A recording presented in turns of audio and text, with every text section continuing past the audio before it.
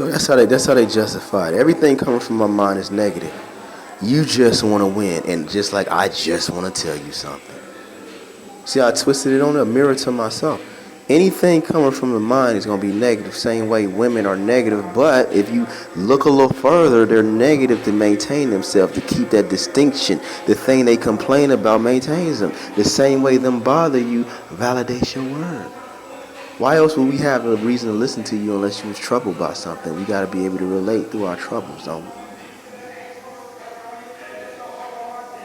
There's a way things are done.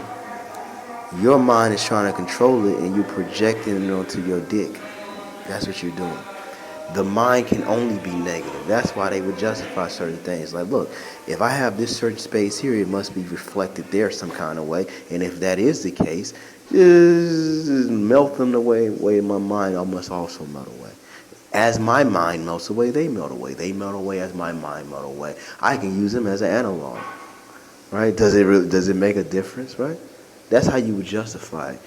You would see, but see, I think I still have a distinction, but that does not come without having to hold it up, right? Like, you can see those stinkers over there. You can imagine they went away, but they didn't quite go away, did they? But if you actually then you wouldn't even have no reason to be summoned to trigger the response of it in your mind in the first place.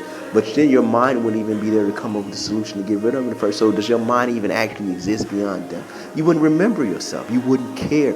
It wouldn't matter. And therefore it justifies itself. Let the mind melt away. It doesn't matter. It's proven it itself. And its negative speak, it just didn't go back far enough to realize it was looping on itself. Right? You extended your foot out so far to kick my ass, and then your knee wrapped around the world and kicked yourself in the ass. It's my mind.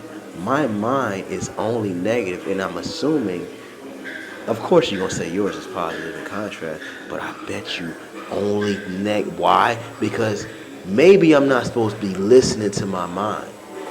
That's why you see these upside down backwards people, because somebody would see that and be like, oh, let me just turn them backwards, because I know my mind works against me. I know my mind's supposed to melt away, and therefore if I turn them into an analog of my mind, they will melt away and get out of the way.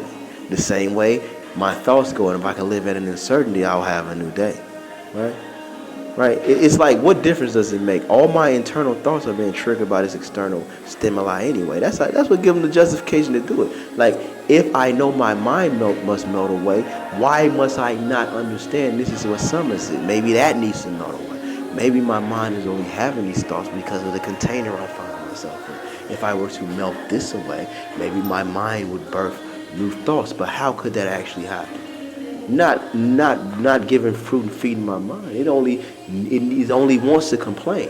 Lack of complaint does not feed a complaining mind. It must remain somewhere where it can complain about how it must solve the problem. I know how to solve the problem because I caused it, goddammit. Of course my mind knows how to solve the problem. Of course my mind knows if only this or only that, because my mind is causing the fucking problem in the background.